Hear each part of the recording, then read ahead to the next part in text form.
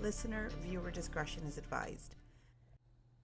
Joseph Edward Corcoran, a name forever etched in the annals of American crime, is a convicted mass murderer and suspected serial killer who now faces the ultimate penalty. Born on April 18, 1975, Corcoran's life took a dark turn in 1997 when he brutally murdered his brother, his sister's fiancé, and two of their friends at his Fort Wayne, Indiana home. The horrific crime scene, a testament to the depths of his depravity, sent shockwaves through the community. Convicted of these heinous acts, Corcoran was sentenced to death in 1999. His path to the death row was not without controversy, as he had previously been charged with the murder of his own parents in 1992 when he was barely 17 years old. However, he was acquitted of those charges, leaving a mark over his troubled past. With all avenues of his appeal exhausted, Corcoran now awaits his execution, scheduled for December 18, 2024. As the date of his execution looms large, the question of whether he is truly a serial killer capable of unimaginable violence remains unanswered. His past, shrouded in darkness and marked by tragedy, continues to haunt the minds of those who have been affected by his crimes. Joseph Edward Corcoran was born on April 18, 1975, in the quiet city of Fort Wayne, Indiana. His early years unfolded in the seemingly idyllic town of Hamilton, where he resided with his parents, two sisters, and a brother. Yet, beneath the surface of his seemingly ordinary existence, a darkness lurked within young Joseph. Corcoran's adolescent years were marked by a troubled relationship with his parents, who were perceived as overly strict and demanding. This strained dynamic, coupled with his solitary nature, isolated him from his peers.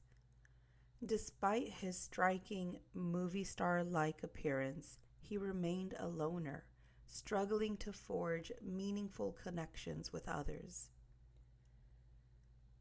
After graduating from Hamilton Junior-Senior High School, Corcoran embarked on a brief stint as a machine operator in New Haven. However, his promising future was abruptly interrupted by a shocking event: an indictment for the double murder of his parents in 1992, a crime that cast a permanent stain over his life and would forever shape his destiny. On the bleak morning of April 14, 1992, just 4 days shy of his 17th birthday, Joseph Edward Corcoran committed an act of unspeakable horror. In a terrifying display of violence, he allegedly murdered his parents, 53-year-old Jack Corcoran, a former Marine, and 47-year-old Catherine Corcoran, a homemaker. The once peaceful confines of their Ball Lake home in Steuben County, Indiana, were forever tainted by the brutal double homicide. The bodies of Jack and Catherine Corcoran were discovered at around 8:30 a.m., their lifeless forms bearing the horrific marks of shotgun wounds. Evidence suggested that Corcoran had carried out the heinous act with a 12-gauge shotgun, fueled by a growing resentment towards his parents.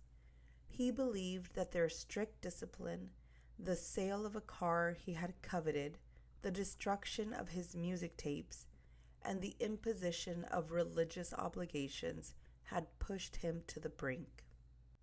The timing of the discovery, mere moments after Corcoran boarded the school bus, added a layer of frightening mystery to the case. His friends later revealed that he had offered them a substantial sum of money, and a shotgun to carry out the murders. Their conversations often revolving around the intensely themes of death and violence. However, despite the circumstantial evidence and the disturbing revelations from his peers, the prosecution was unable to produce direct evidence linking Corcoran to the crime. As a result, he was acquitted of all charges, leaving a haunting question mark over the true perpetrator of this horrific act. On November 16, 1992, after a tense 5-day trial, a jury delivered a verdict that would forever cast a shadow over the case of the Corcoran murders. Joseph Edward Corcoran, the young man accused of the horrific crime, was acquitted, the jury finding insufficient evidence to convict him of the brutal slaying of his parents. Kim Corcoran, one of Joseph's sisters, later revealed that her brother was relieved by the verdict, harboring dreams of completing high school and following in his father's footsteps by joining the Marines. However, the acquittal did little to quell the lingering doubts and suspicions surrounding the case. To this day, the murders of Jack and Catherine Corcoran remain unsolved, an enduring mystery that continues to haunt the community. While the case remains officially opened, subject to a routine reinvestigation, the passage of time has dimmed the hope of finding the truth and bringing justice to the victims. The unanswered questions, the lingering doubts, and the alarming specter of a potential serial killer continue to have a lasting impact over the case, a reminder of the dark side of human nature. A shocking revelation emerged 5 years after Joseph Edward Corcoran's acquittal in the 1992 double murder trial. It came to light that the jurors, despite their decision of not guilty, were privately convinced of his involvement in the horrific crime. While they acknowledged the circumstantial nature of the evidence and the lack of direct witnesses or a murder weapon, a deep-seated belief persisted that Corcoran had either orchestrated or directly participated in the murders of his parents. This revelation paints a haunting picture of a jury torn between their duty to uphold the principles of justice and the weight of the evidence presented before them. The absence of concrete proof, while frustrating, ultimately forced them to render a verdict of not guilty. However, the lingering doubts and suspicions shared by the majority of the jurors raised profound questions about the nature of justice and the limitations of the legal system. On the fateful day of July 26, 1997, 5 years after the disturbing double murder that had forever stained his name, Joseph Edward Corcoran would once again unleash a wave of violence. This time, the tragedy would unfold within the confines of his own home in Fort Wayne, Indiana.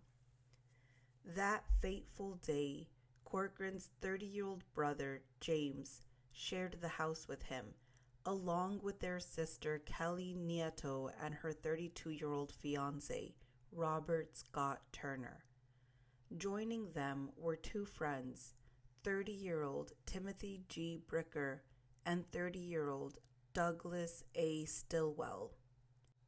As the day unfolded, a sinister plot was brewing within the walls of the house, a plot that would soon lead to a horrific massacre. Kelly Nieto, the only survivor of the tragedy, was absent from the house at the time, having stepped out to a nearby store. According to court and media reports, a shivery scene unfolded within the confines of the Corcoran home. James, along with his friends Turner, Bricker, and Stillwell, had gathered in the living room, enjoying a casual evening of television and pizza. Unbeknownst to them, a storm of violence was brewing upstairs. Joseph Corcoran, fueled by a dark and twisted rage, overheard the men's conversation from his second-floor vantage point. Misinterpreting their words as a personal affront, he resolved to confront them. Before descending the stairs, he took the precaution of securing his 7-year-old niece in an upstairs bedroom, shielding her from the impending horror. Armed with a semi-automatic rifle, Corcoran emerged from the shadows, his heart filled with malice. The ensuing chaos was swift and brutal. Corcoran opened fire, striking his brother, his sister's fiancé, and Bricker with deadly precision. Stillwell, in a desperate bid for survival, attempted to flee the scene, but Corcoran's relentless pursuit cut short his escape. The final shot rang out, silencing Stillwell's desperate struggle. The once peaceful home was now a depressing tableau, stained with blood and haunted by the echoes of the victim's final breaths. In the aftermath of the horrific massacre, Joseph Edward Corcoran emerged from the house, his face devoid of remorse. He approached a neighbor, his voice calm and collected as he requested them to call the police. The neighbor, unaware of the carnage that had unfolded within the walls of the house, complied with his request. When the police arrived at the scene, they were met with a horrifying sight. The lifeless bodies of 4 men lay scattered throughout the house, each a testament to the brutality of the attack. Miraculously, Corcoran's young niece was found unharmed, sheltered in her bedroom, oblivious to the horror that had unfolded around her. A subsequent search of the house revealed a scary discovery: a cache of 20 to 30 weapons hidden in the attic. The arsenal, a testament to Corcoran's fascination with firearms and his propensity for violence, sent shockwaves through the community, raising questions about his motives and the extent of his immorality. The news of the quadruple homicide sent shockwaves through the community, shattering the lives of those who knew Joseph Edward Corcoran. His sister, Kelly Nieto, was particularly devastated by the tragic loss of her brother, James, and her fiancé, Robert Turner.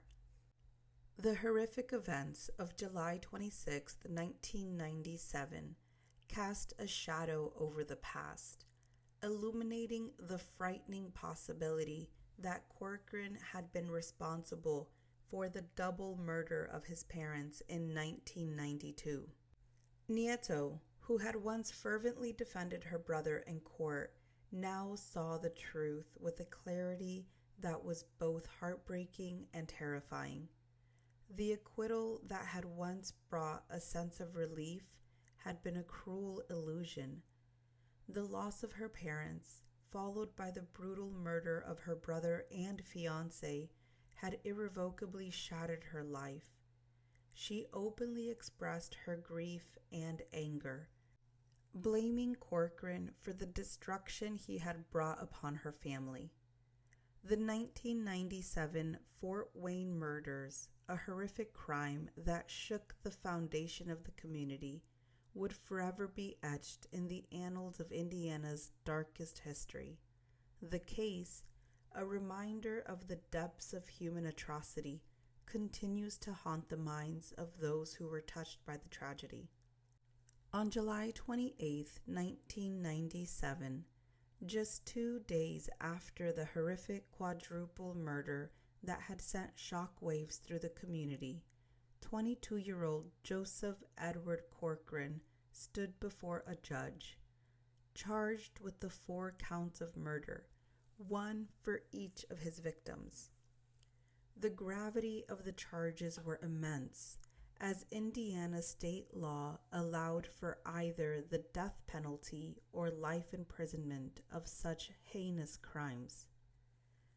As Corcoran faced the justice system, his defense attorney, John Nemo, made a startling admission. Nemo, who was tasked with defending Corcoran, confessed his belief of his client's guilt even before the trial had begun. This candid acknowledgement highlighted the overwhelming evidence against Corcoran and the bleak outlook for his future. On May 22, 1999, a jury, after careful deliberation, found Corcoran guilty on all 4 counts of murder.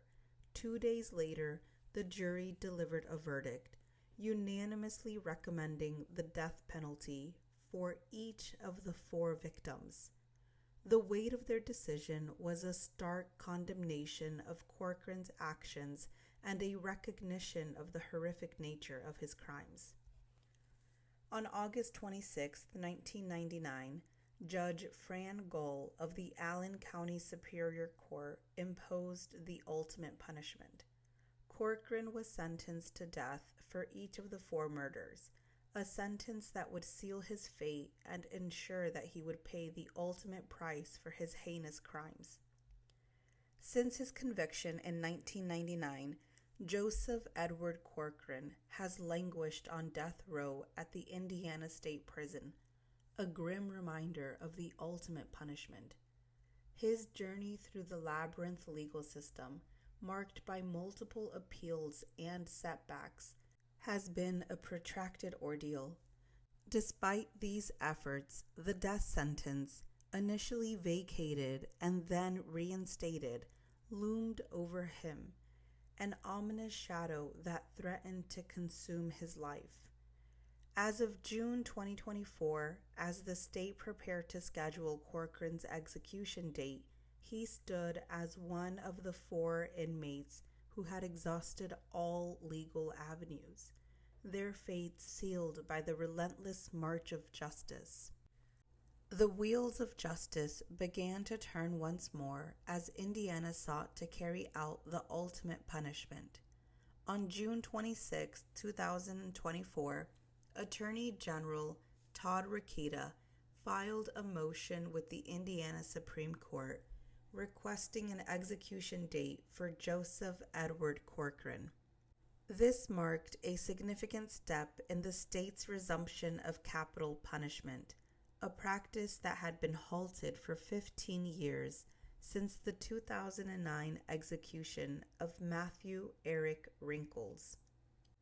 The state planned to utilize pentobarbital, a single-drug lethal injection protocol for all future executions, including Corcoran's.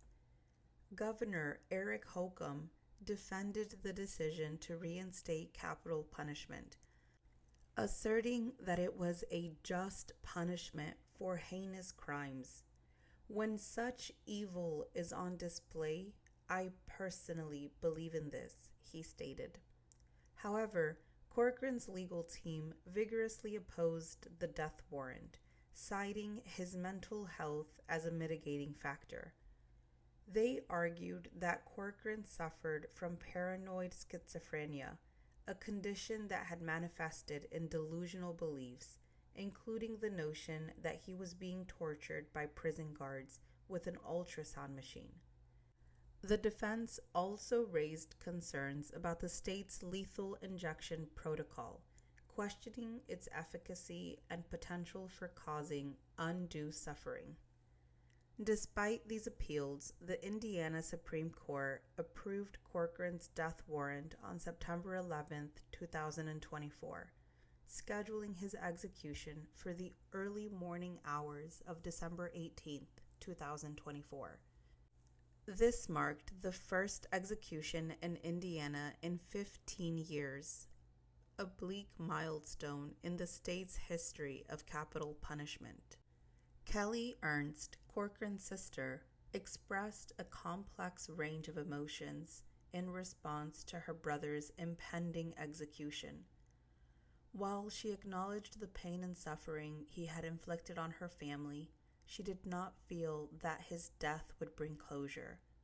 She had severed ties with Corcoran for over a decade before reconnecting with him, a period during which she believed his mental health had deteriorated significantly.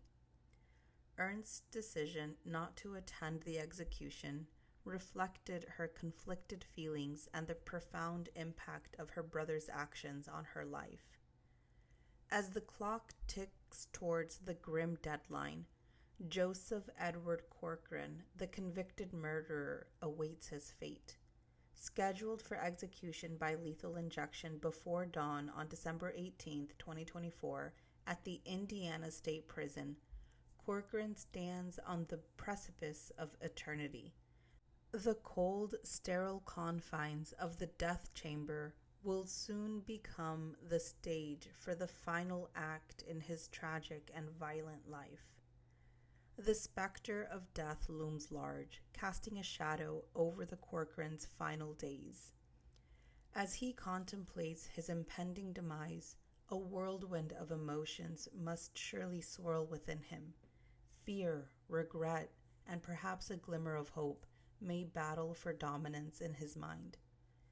The weight of his crimes, the lives he has taken, and the pain he has inflicted upon others must weigh heavily on his conscience. In the coming days, the world will watch as the state of Indiana carries out its ultimate punishment.